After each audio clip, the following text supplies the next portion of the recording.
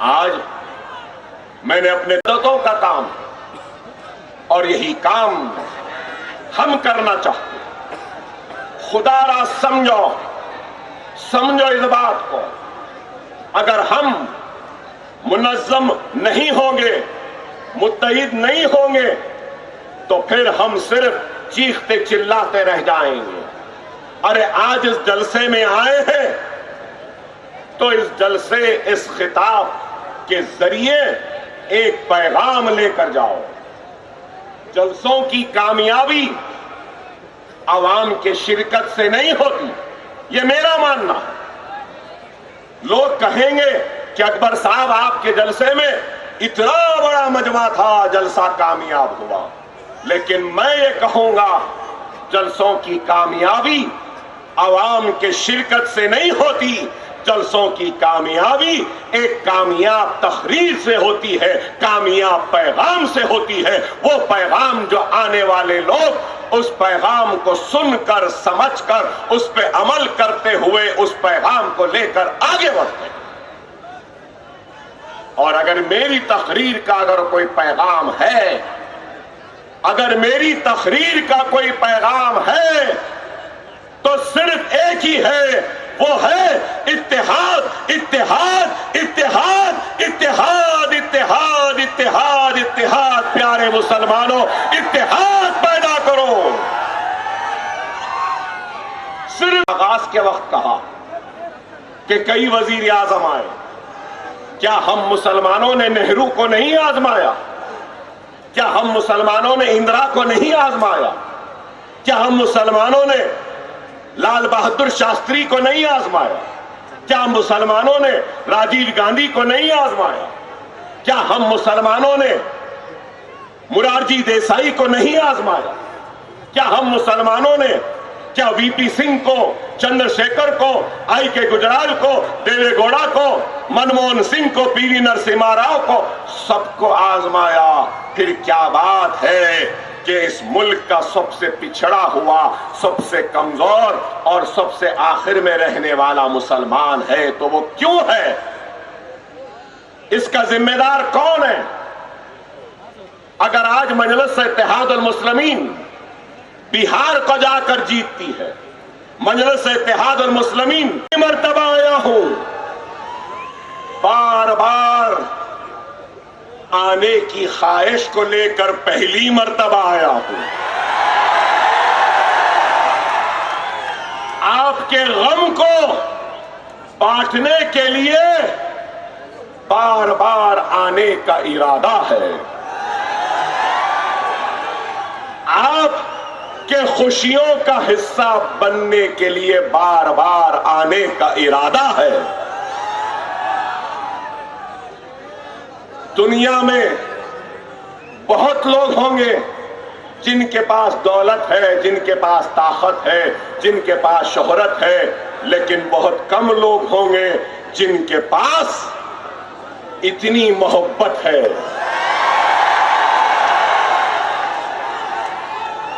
कहीं भी चले जाओ हिंदुस्तान के कोने में, हर जगह पर यही मोहब्बत, यही जोश, यही वलवला, यही ताकत, यही दुआएं और यही उम्मीद मिलती है। तुम्हारी मोहब्बत मेरी ताकत है, तुम्हारा जुनून मेरे अल्फाज है और तुम्हारी दुआएं मेरी हिम्मत है। खुदारा समझो, मैं तुमसे हूं, मेरी क्या हैसियत, मेरी क्या बिसात, कमजोर आदमी हूं, एक गोली है, ना मेरे गुर्दे अच्छे हैं, ना मेरे फेफड़े अच्छे हैं, कमजोर हूं। 3 गोलियां मारी गई मुझे, चाकुओं से मारा गया, सत्तूर से, कुड़ाड़ी से मारा गया, लेकिन फिर भी खड़ा हूं, कमजोर हूं, लेकिन इस कमजोर जिस्म की ताकत का नाम मेरे मुसलमानों का इत्तेहाद है। मेरे इस लड़खड़ाते हुए कदमों के सहारे का नाम आपका इत्तेहाद है। आपकी पार्टी है और कई लोग उनकी पार्टी में है, ठीक है, हर एक का इख्तियार है, हर एक का इख्तियार है, वो चाहे जहां भी जाता है जा सकता है, जिसके पास भी जाना चाहता है जा सकता है, जिस किसी की तलवे चाटना चाहता है चाट सकता है, जिस किसी की धोती को पकड़ना चाहता है पकड़ सकता है, जिस किसी की टोपी को लेकर अपने सर पे रखना चाहता है रख सकता है। मैं कुछ नहीं कहूंगा, वो हर एक का अपना इख्तियार है। मगर महाराष्ट्र की सियासत का सबसे करप्ट, सबसे बड़ा अल्लम गल्लम करके इधर का उधर का यहां का वहां का पूरा पैसा बटोर कर लूटने वाले लुटेरे का नाम अजित पवार है। और यही नरेंद्र मोदी बोले, ना खाऊंगा ना खाने दूंगा। महाराष्ट्र में जीतती है, मजलिस तेलंगाना में जीतती है, मजलिस आंध्रा में जीतती है, मजलिस कर्नाटक में जीत रही है, सारे हिंदुस्तान में मजलिस के लिए लोग हाथ फैलाए इस्तकबाल के लिए बेचैन है। तो क्यों है? अरे इन लोगों ने हमारे साथ नाइंसाफी की, इन्होंने हक तलफी की, हमारे हक से हमको महरूम रखा और हमारे बच्चों को तालीमी दर्सगाहों से दूर रखा, हमको रोजी नहीं दी, रोटी नहीं दी, हमको खुशहाली नहीं दी, बल्कि उल्टा 50,000 फिसादात का तोहफा हमको दिया। क्या यह बात गलत कि फिसादात के जरिए हमारी इज्जतें लुटी, इस्मतें लुटी, हमारी आबादियां खाक की ढेर में तब्दील हुए, शहीद बाप के खानों पर नौजवान की मैयत आ गई, हमारी बहनों की इज्जतें लुटी, हमारी बेटियों की आबरू लुटी, हमारे कारोबार जलकर खाक हो गए। अरे ये लोग ही जिम्मेदार हैं। मलियाबाद का फिसाद किसके दौर में हुआ? अहमदाबाद का फिसाद किसके दौर में हुआ? जबलपुर का फिसाद किसके दौर में हुआ? भिवंडी का फिसाद किसके दौर में हुआ? ये बंबई का फिसाद किसके दौर में हुआ? रोडकिला का फिसाद किसके दौर में हुआ? आगरा का फिसाद किसके दौर में हुआ? अजमेर का फिसाद किसके दौर में हुआ? जमशेदपुर का फिसाद किसकी दौर में हुआ? 50,000 फिसादात का तोहफा देने वाले का नाम कांग्रेस है। क्या इस बात से इनकार करेंगे?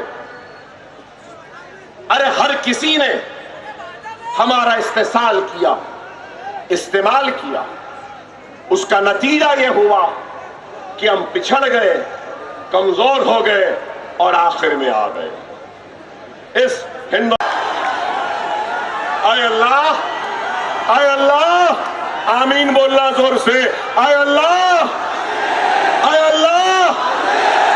हर चाय वाले की किस्मत इस चाय वाले जैसी कर दे। और बोला आमीन। 6,500 करोड़ कहां से आए? मैं इतनी देर से खड़ा हूं, कोई एक पैसा मुझे नहीं दे रहा। भाई इनको क्यों दिए? इनको कौन दिया? कुछ दिए होंगे तो दिए ना। मुल्क को कहां बेचा तूने बता नरेंद्र मोदी कि जिसके जरिए तुझे ये पैसा मिला? मुल्क को कहां गिरवी रखाया कि तुझे ये पैसा मिला? Trump my friend, Trump my friend, Trump my friend, Trump Trump Trump गले लगा रहे। ट्रंप टैरिफ 500 तक आ गया, एक्सपोर्ट जीरो हो रहे हैं, फार्मास्यूटिकल एक्सपोर्ट्स गिर रहे हैं, चाइना से ताल्लुकात खराब, अमेरिका से ताल्लुकात खराब, सोवियत यूनियन से ताल्लुकात खराब, बांग्लादेश से ताल्लुकात खराब, बर्मा से ताल्लुकात खराब, सबसे खराब। बताओ आप, यही बोले, यही नरेंद्र मोदी बोले, मनमोहन सिंह को बोले, करप्ट शख्स इनके बाजू बैठता है और ये मुस्कुराते रहते हैं। बेशक मुस्कुराएंगे, क्योंकि मेरे नजर में भी नरेंद्र मोदी करप्ट है। नरेंद्र मोदी भी इस मुल्क को लूट रहे हैं। नरेंद्र मोदी भी इस मुल्क को कमजोर कर रहे हैं। आप बोलेंगे कैसा? इलेक्टोरल बॉन्ड सुने? इलेक्टोरल बॉन्ड सुने ना? आपको मालूम, एक नया तरीका निकाले थे ये पूरे पॉलिटिकल पार्टीज पैसा लेने का, और वो तरीका क्या था मालूम? Electoral bond. 6,500 करोड़ रुपया बीजेपी को आया। वाह, 15 लाख यहां नहीं आए, 6,500 इनके पास आ गए। फिर कहते हैं मैं गरीब हूं, मैं चाय वाला हूं, चाय की बंडी थी, चाय की केतली, चाय का पानी, चाय चाय चाय चाय, नरम चाय, गरम चाय, चाय का चूल्हा, चाय की केतली, चाय चाय चाय चाय। मनमोहन सिंह साहब, आपकी उम्र से ज्यादा हो गया। क्या ज्यादा हो गया? उस वक्त डॉलर 65 रुपया 60 रुपया हुआ तो बोले $1। मनमोहन सिंह, आपकी उम्र से ज्यादा हो गया। मिस्टर मोदी, डॉलर 90 रुपीज 21 पैसा है। आपकी उम्र क्या है? आपकी उम्र क्या है मिस्टर मोदी? इसकी फिक्र नहीं। फॉरेन एक्सचेंज रिजर्व कम हो गए, रोजाना डॉलर बेच रहे हैं, सोना महंगा हो रहा है, पेट्रोल आसमान को छू रहा है, महंगाई आसमान को छू रही है, मगर मिस्टर मोदी क्या कर रहे? Trump my friend, Trump my friend, Trump my friend, Trump my. वाह, क्या है? इस वास्ते बोलते हैं। और फिर एक बात बोले थे, याद है? एक बात बोले थे, मैं तो फकीर हूं, झोला लिया चले जाओ। ओहो, क्या फकीर है? ओ झोला। अरे अब वक्त आ गया है, अब वक्त आ गया है। ये हिंदुस्तान नरेंद्र मोदी के झोले में एक चाय की केतली, चाय का चूल्हा, चाय का सिलेंडर, चाय का पानी, चाय के लिए जो सामान जरूरतें देंगे और कहेंगे कि जा झोला ले लो, चले जाओ। हमारे मुल्क को अब तरक्की करने दो। तरक्की में सबसे बड़े रुकावट का नाम ये फकीर है। झोला लिया चले गया। कभी मुल्क के लुटेरे, कितना लूटना है तू लूट ले, लूटते लूटते तू थक जाएगा, लेकिन हिंदुस्तान का मुसलमान नहीं थकेगा। सुन ले मोदी भक्तों, सुन लो सुनने वालों, ना मैं अपना कलमा छोड़ने तैयार हूं, ना मैं अपनी कुरान छोड़ने तैयार हूं, ना मैं अपनी शरीयत छोड़ने तैयार हूं, ना मैं अपनी मस्जिद छोड़ने तैयार हूं, ना मैं अपना हिजाब छोड़ने तैयार हूं, ना मैं अपनी बस्ती छोड़ने तैयार हूं, ना ही मैं अपने मुल्क हिंदुस्तान को छोड़ने तैयार हूं। ये मुल्क मेरा था, मेरा है, मेरा रहेगा। मैं इस घर का किराएदार नहीं हूं, मैं इस घर का मालिक हूं। जितना ये मुल्क मोदी का है, उतना ही ये मुल्क अकबरुद्दीन ओवैसी का भी है ना? है ना? है ना? डर गए क्या? डर गए क्या? जाने वाले हैं क्या? जालिम के खिलाफ झुक जाएंगे क्या? लुटेरे के सामने झुक जाएंगे क्या? लड़ेंगे लड़ेंगे लड़ेंगे, अपना हक लेके रहेंगे। लेके रहेंगे ना। गया तो कभी फकीर बन गया, तो कभी चौकीदार बन गया। चौकीदार भी बने थे, याद है? चौकीदार चौकीदार चौकीदार चौकीदार क्या है बताइए? गले में सीटी है लेकिन चौकीदार सीटी नहीं बजा रहा। आप सबसे कहूंगा, सब जने मिलकर हमारे आर्म फोर्सेस, हमारे फौजी, हमारे एयरफोर्स और नेवल के जितने सिपाही हैं, उन सबको हमको सलाम करना है। करेंगे ना? करिए। कि क्या काम किया ऑपरेशन सिंदूर में, बेहतरीन काम किया। घुस के मारी हमारी आर्म फोर्सेस, फख्र है हमको। मगर मिस्टर मोदी, तुमसे सवाल है, अब तक कोई नहीं करा। वो दहशतगर्द घुसे कैसा?